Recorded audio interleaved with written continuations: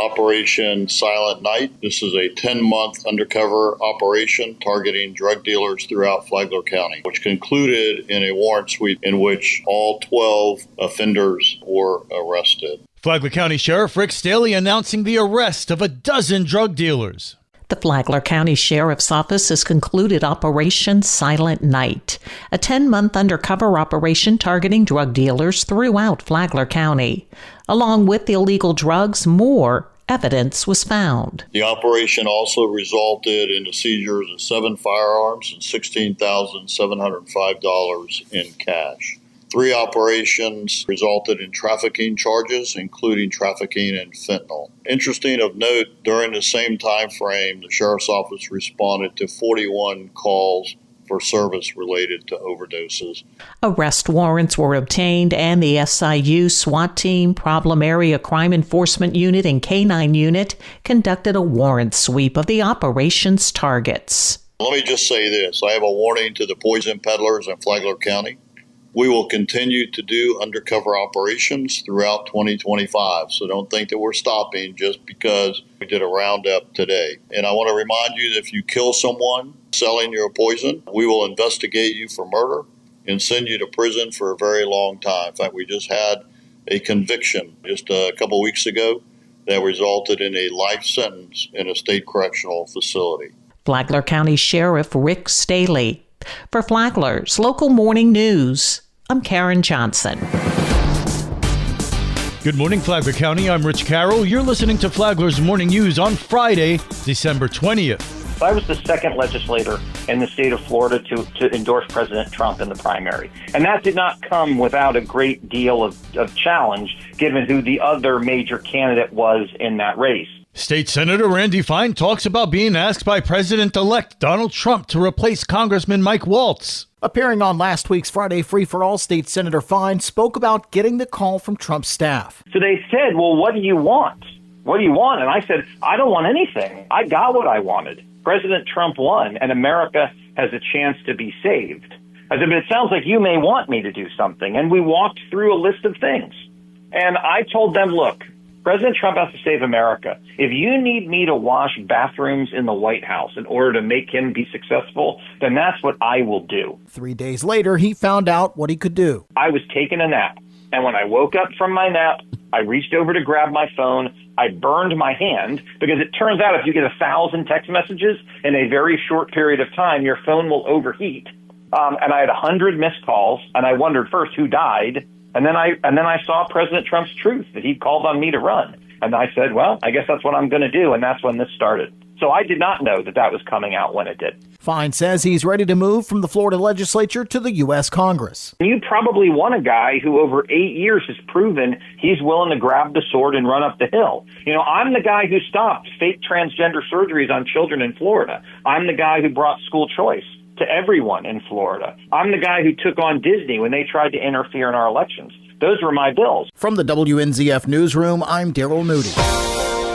This local news is a service of Flagler County's Toyota dealer, Beaver Toyota, US 1 St. Augustine, here to wow you.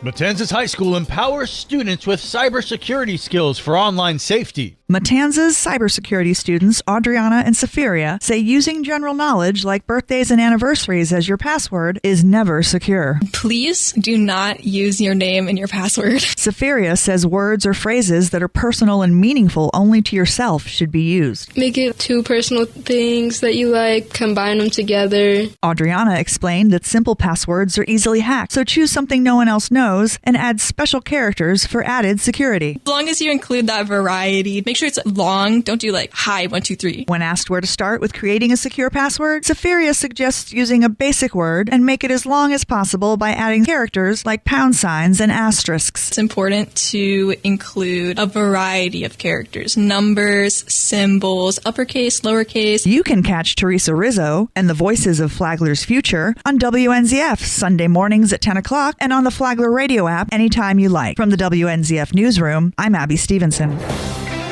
In other news, there's lots of family fun to be had in Flagler County this weekend. Stacy is with Fun Froggy Kids. Tomorrow, Flagler Strong presents the Flagler Beach Christmas Golf Cart Parade. Bring your friends and family and celebrate this holiday season. Come have breakfast with Santa at Serendipity Marketplace. Bring your camera and take pictures of your child with Santa. Afterwards, enjoy donuts, muffins, cookies, orange juice, and more. For more on these events and others, please visit us on our website at fun4augiekids.com. Have a great weekend. And now you're up to date on Flagler's Morning News. I'm Rich Carroll.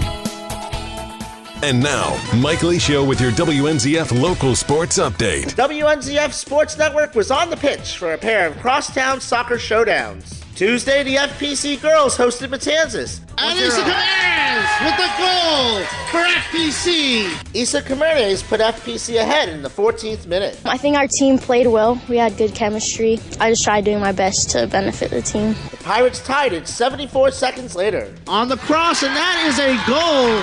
Kaylin Henthorne with the answer. Kaylin Henthorne with the equalizer. The Bulldogs turned up the pressure and 4 minutes later retook the lead. As Camarez strikes. Big save by Alves. Catherine Ouellette with the goal. Baby Rempe Catherine Ouellette with the score off the rebound.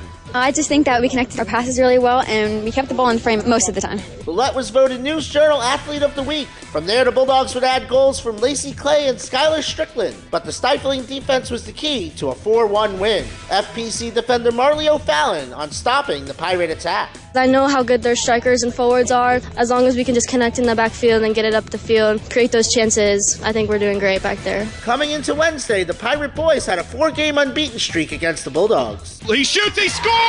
Moberly, what a shot! Wow, the left-footed thunderbolt.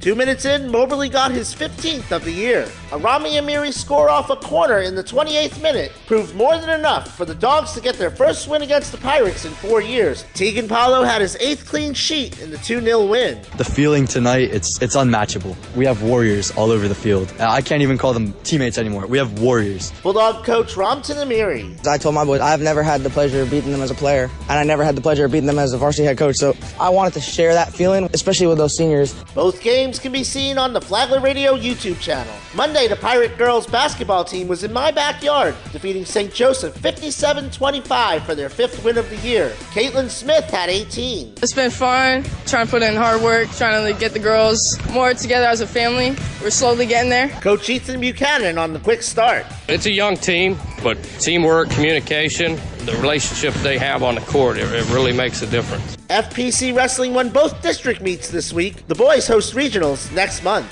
WNZF is your home for local sports, with updates Mondays and Fridays. From the sports desk, I'm Mike Licio.